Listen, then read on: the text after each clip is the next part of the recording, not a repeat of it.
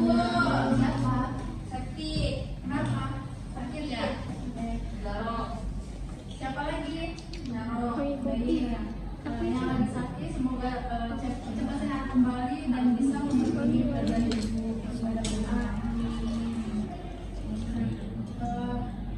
Padri, tolong pimpin doanya.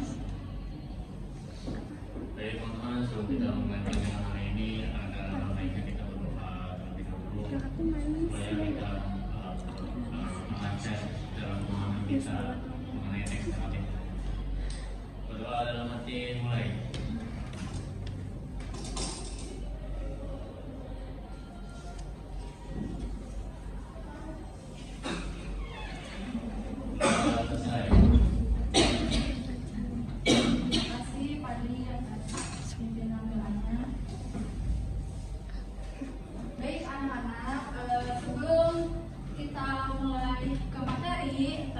Ibu akan tanya kepada kalian, pernahkah kalian mendengar tentang cerita Maling Kundang?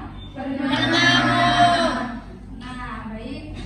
Di sini Ibu akan menceritakan sedikit tentang cerita Maling Kundang, tapi pada bagian awalnya saja. Nah, dengarkan baik-baik ya, anak-anak. Dahulu kala di sebuah desa pesisir ada seorang anak laki-laki yang bernama Maling Kundang dan dia bersama ibunya. Nah, mereka hidup sama sederhana. Nah, karena ingin mengubah nasib, Maling memutuskan untuk merantau ke negara seberang. Nah, bertahun-tahun kemudian Maling akhirnya menjadi kaya dan Maling pulang kampung ke halamannya. Nah, setelah Maling pulang kampung, apa yang bakal terjadi? Ada yang tahu? Jadi kaya. Ya, betul. Nah, itu adalah sebuah cerita tentang teks naratif. Nah, apa itu teks naratif? Nah, jadi teks naratif adalah teks yang menceritakan suatu peristiwa kronologis seperti Maling Kundang tadi. Nah, ceritanya runtun dari ia pergi hingga ia dikutuk. Nah, tujuan utama dari teks naratif ini adalah untuk menghibur pembaca, untuk menyampaikan pesan moral dan menceritakan pengalaman. Nah, anak-anak perlu diketahui bahwasannya teks naratif dibedakan menjadi dua jenis, yaitu cerita fiksi dan cerita non-fiksi. Nah, sekarang Ibu ingin bertanya, apa perbedaan cerita fiksi dan cerita non-fiksi? Jika kalian ingin menjawab, maka tolong angkat tangan. Ayo, siapa yang ingin menjawab? Apa perbedaan cerita fiksi dan cerita non-fiksi? Ya, silakan Putri. Kalau cerita fiksi itu khayal-khayal, kalau cerita fiksi itu mungkin cerita dan fakta sesuai dengan kejadian peristiwa tersebut. Contohnya seperti apa? Cerita fiksi mungkin ceritanya Salgoyang. Novel, cerita lanjut. Kalau cerita non fiksi, terima kasih Putri atas jawabannya. Nah, karena Putri sudah menjawab pertanyaan dari Ibu, sudah berani, Ibu akan kasih apresiasi buat Putri.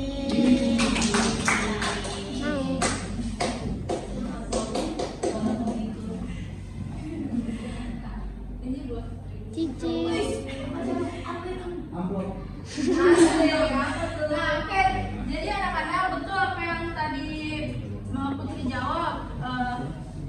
Cerita fiksi adalah cerita yang imajinasi pengarang, sedangkan cerita non fiksi adalah kejadian fakta atau kejadian nyata. Nah, contoh dari cerita fiksi ini seperti tadi Maling Kundang, cerita apa? Fiksi. Ya. Bisa jadi cerita fiksi itu berupa novel dan apalagi anak-anak? Cerpen, dongeng. Kalau fiksi apa? Biografi dan Nah, selanjutnya ciri-ciri teks naratif. Nah, tadi kita sudah memahami pengertian teks naratif. Sekarang kita akan mempelajari ciri-ciri teks naratif. Nah, di sini ada 8 ciri-ciri teks naratif. Yang pertama, memiliki alur yang jelas. Nah, alur adalah urutan jalannya cerita. Nah, mulai dari awal cerita, muncul masalah, dan akhir cerita. Nah, contohnya tadi di Malin Kundang, mulai dari Malin yang hidupnya miskin, akhirnya menjadi kaya, dan setelah menjadi kaya, Malin durhaka kepada ibunya dan Malin dikutuk oleh ibunya. Nah, yang kedua, terdapat tokoh dan karakter. Nah, anak-anak pasti di setiap cerita memiliki tokoh. Nah, tokoh adalah pelaku dalam cerita. Tadi di cerita Malin Kundang, siapa tokohnya anak-anak? Ibunya, istrinya. Nah, selanjutnya memiliki latar. Nah, latar ini menjelaskan tempat, waktu, dan suasana terjadinya cerita. Nah, lalu yang keempat, terdapat konflik atau masalah. Nah, tadi di cerita Malin Kundang, konfliknya apa anak-anak? Jadi sombong. Ya, kenapa bisa terjadi seperti itu? Karena betul sekali. Nah, selanjutnya menggunakan kata kerja tindakan dan kata sifat. Nah, jadi kata kerja tindakan ini menjelaskan suatu aktivitas seperti belayar dan berlari. Nah, dan sedangkan kata sifat ini menjelaskan keadaan. Nah, gitu ya anak-anak. Dan selanjutnya menggunakan konjungsi temporal. Nah, konjungsi temporal ini konjungsi penghubung urutan waktu, seperti kemudian, lalu, akhirnya, suatu nanti. Nah, seperti itu ya anak-anak. Yang 7 dan 8 yaitu ditulis dalam sudut pandang dan biasanya mengandung pesan moral atau ajaran. Nah, baik. Selanjutnya, struktur teks naratif. Nah, di sini ada 4 struktur teks naratif. Yang pertama, orientasi. Yang kedua, komplikasi. Dan yang ketiga, resolusi. Yang keempat, modal. Orientasi. Nah, orientasi ini pengenalan cerita. Nah, bagian ini penulis menceritakan tentang siapa tokohnya, bagaimana wataknya, dan kapan dan peristiwa itu terjadi. Nah, ya silakan bisa. Kenapa tadi materi dipakai? Soalnya ya, udah enakan dulu.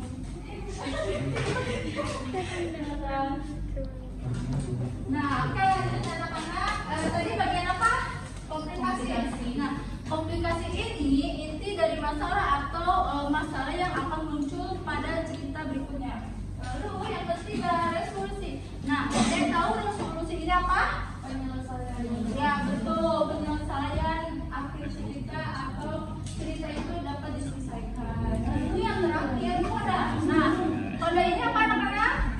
Akhir cerita atau amanat ya, amanat dalam cerita yang disebut. Nah, oke, baik. Selanjutnya, nah di sini ada contoh satu lagi yaitu legenda Danau Toba. Nah, ibu akan minta untuk Sofia itu baca paragraf pertama. Silakan. Maju boleh. Oke, baik, kelihatan. Legenda Danau Toba. Dahulu kala di sebuah lembah yang subur di Sumatera Utara, hiduplah seorang pemuda bernama Toba. Dia adalah seorang petani miskin yang tinggal seorang diri setiap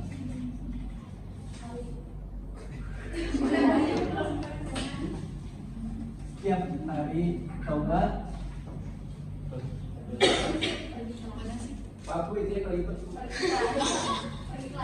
pergi ke ladang untuk bercocok tanam dan satu kali mengandang Memancing. Memandang. Maju Sofian. Mau dilanjut atau gantian Bu? Maju sob, maju. Sofian, sekarang siapa yang bikin maju? Kalisa. Atika boleh? Bu, maaf Bu. Ini nggak apa-apa Atika, karena kamu baru datang ya. Pada suatu hari sampai selesai. Wow, insya Allah Bu. Bu telat bu. Yang telat aja bu. Sebelum masuk bilang apa anak-anak? Assalamualaikum. Kenapa telat? Macet. Bohong bu, bohong. Bohong bu. Itu boleh semua ya. Jadi harus bangun lebih awal. Karena dulu. Ya Pak Muji. Ayo Atika baca sampai pemalas saja. Nanti dilanjut oleh Pak Muji. Pada pemalas. Pada suatu hari. Pada suatu hari ini, Toto berhasil menangkap seekor ikan yang sangat besar dan berwarna-warni. Namun, ketika ia hendak membawa ikan tersebut pulang, ikan itu tidak berubah menjadi seorang wanita cantik. Wanita itu mengaku agar Toba mau menikahinya. Toba pun jatuh hati dan akhirnya mereka menikah. Namun, ada satu syarat yang diminta putri. Toba tidak boleh pernah mengungkit asal-usul putri sebagai ikan kepada siapapun, termasuk kepada anak mereka. Mereka hidup bahagia dan tinggal di dunia. Jadi seorang putra bernama Samosir. Namun Samosir adalah anak yang nakal dan pemalas. Nah, baik ini Pak Muji boleh dilanjut bagian silang putus hari. Lanjut ya.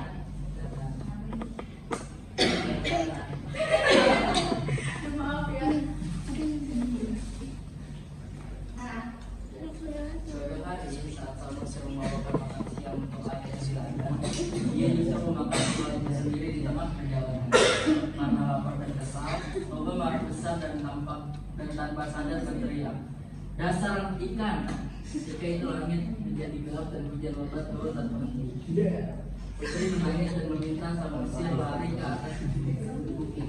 Sebelum pergi, Putri berkata, "Aku harus kembali ke asalku karena sumpah telah dilanggar."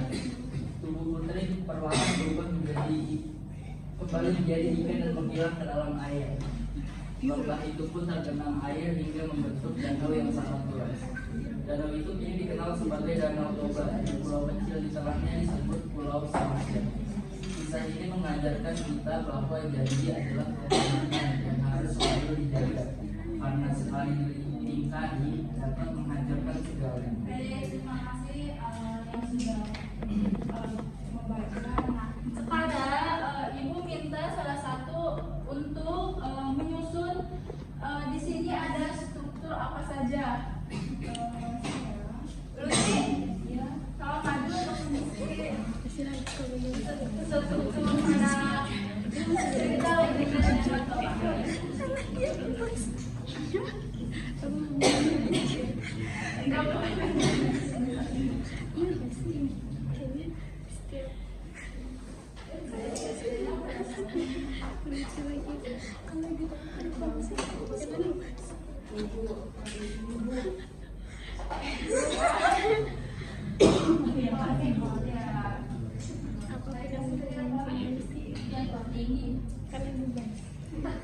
orientasi itu berarti pengenalan Bu, pengenalan tokoh. Komplikasi. Yang itu tuh. Itu yang itu tuh.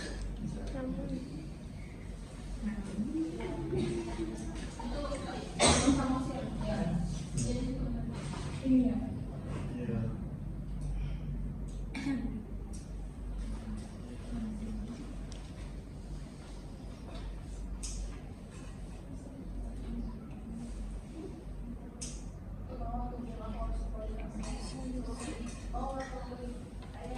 Ayo boleh dibantu. Tuh yang itu tuh. Tuh.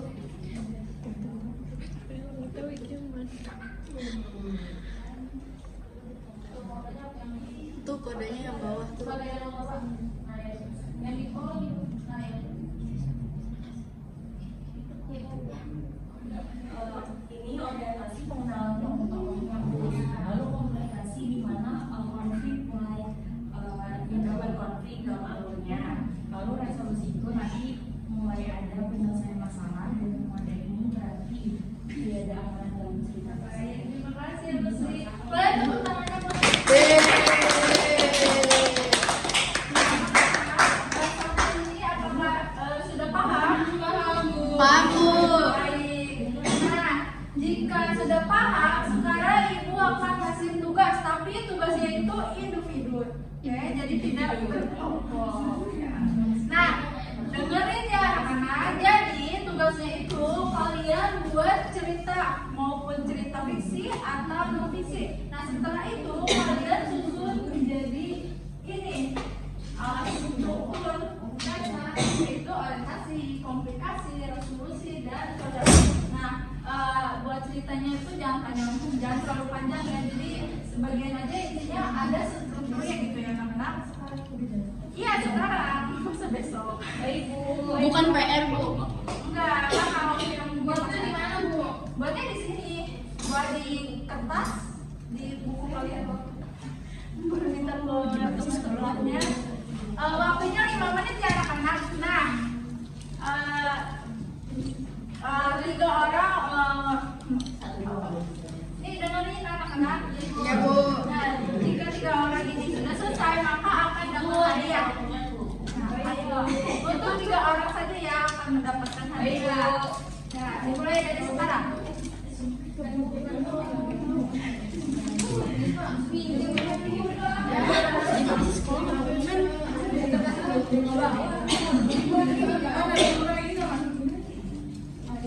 Pinjam dong. Boleh dong. Aku sekolah nggak mau Bu, pada Bu. Aku semalam. Masa semua orang nggak bawa aku sih? Ya? Iya. Iya, betul. Lucy aku tunjukkan boleh bawa kebiasaan itu. Lucy tulis ini. Ayo. Ayo siapa yang punya buku lebih? Tolong. Di HP boleh, tapi nanti kalian presentasikan ya untuk 3 orang ini. Maksudnya kerja tugas dari kakak cerita ke saya Bu.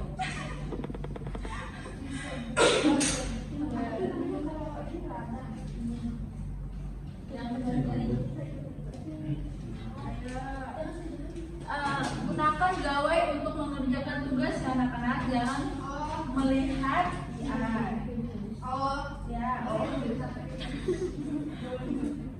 Ini kalau mau dibaca ini ikut gue nih. Ini boleh dibaca.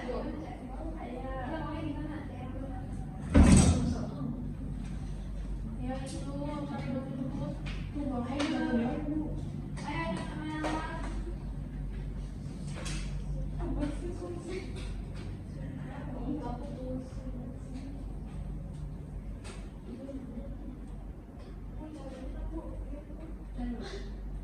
Contoh apa ini?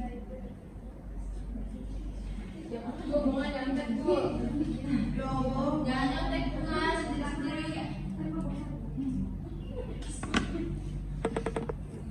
Ayo itu sampean lagi mengerjakan atau sedang main HP? Ini mengerjakan Bu. Yakin? Coba Ibu cek ya. Lagi nulis. Oh ini lagi main game nih. Enggak Ibu. Ayo pada ngomong saja. Singkat saja seperti tadi maling kundang. Saya sudah Bu. Ayo, saya sudah. Ya silakan maju. Bu, saya sudah. Ayo, 1 orang lagi nih. Siapa yang cepet banget sih? Saya sudah Bu. Ayo sudah. Siapa? Bu, saya sudah. Ayo, Bu. Ayo, Saya, Bu. ayo maju ya.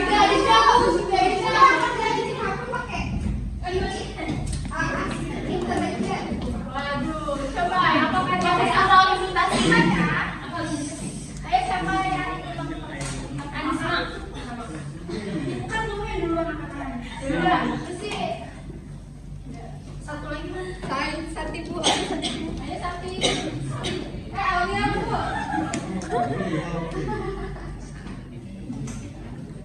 lihat.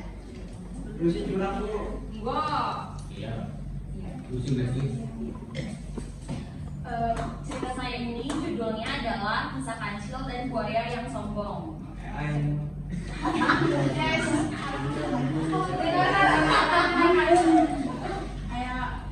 Orientasinya atau pengenalan tokoh ini di sebuah tepi sungai yang jernih di dalam hutan belantara hiduplah seekor kancil yang cerdik.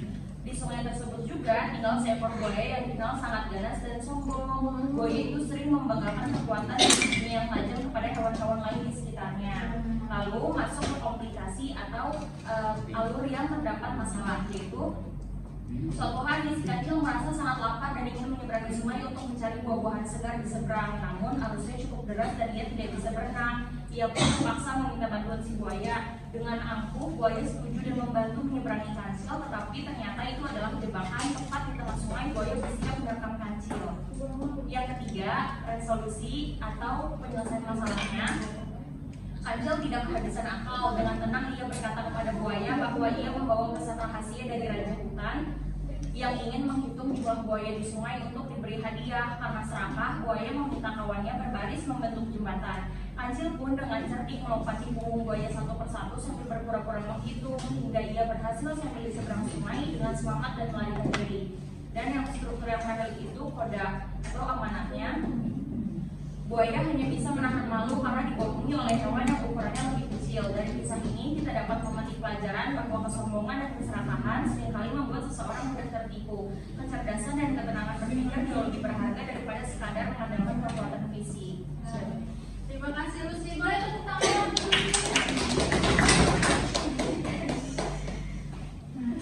Duduk dulu. Ya, silakan duduk dulu. Makasih. Ya. Iya, saya.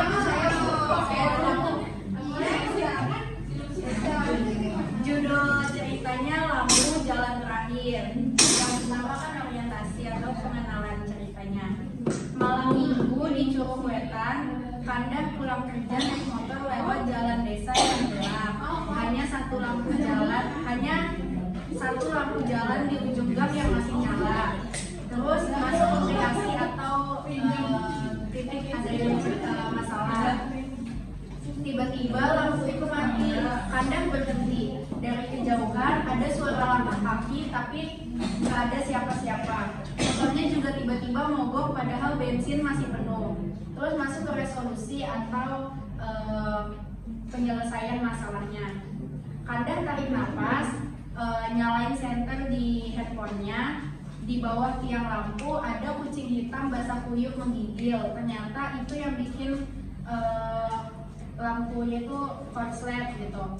Kanda bawa kucing itu pulang, motornya langsung nyala lagi. Kodenya adalah sejak malam itu lampu jalan gang Kanda nggak pernah mati lagi. Katanya sekarang ada penjaga baru di tiang itu. Baik, terima kasih banyak Ibu pada saya yang terakhir. Ini ya. Bapak kan tak perlu yang ya, astagfirullahaladzim. Silakan ayah. Judulnya itu Dompet yang Kembali, Bu. Aduh. Orientasi yaitu pengenalan tokoh, tempat, dan waktu. Ya. Orientasinya suatu pagi Sinta dan Rudi jalan-jalan ke Malioboro. Lalu komplikasinya atau masalah yang muncul ini saat hujan turun, Sinta ini panik Bu karena dompet hilang di beca. Lalu masuk ke resolusi. Tukang beca Pak Warto mengembalikan dompet itu, uangnya utuh. Lalu koda, kita berjanji akan lebih hati-hati. Dia belajar bahwa masih banyak orang jujur di dunia. Boleh tepuk tangan. Terima kasih anak-anak atas apresiasi saya untuk maju. Nah, karena Ibu waktu sudah habis, jadi Ibu akan simpulkan bahwa teks naratif adalah teks yang menceritakan suatu rangkaian peristiwa. Nah, tadi di teks naratif ini memiliki ciri-ciri tertentu dan memiliki struktur tertentu, yaitu orientasi, komplikasi, resolusi, dan koda. Nah, terima kasih anak-anak atas perhatiannya. Assalamualaikum warahmatullahi wabarakatuh. Waalaikumsalam.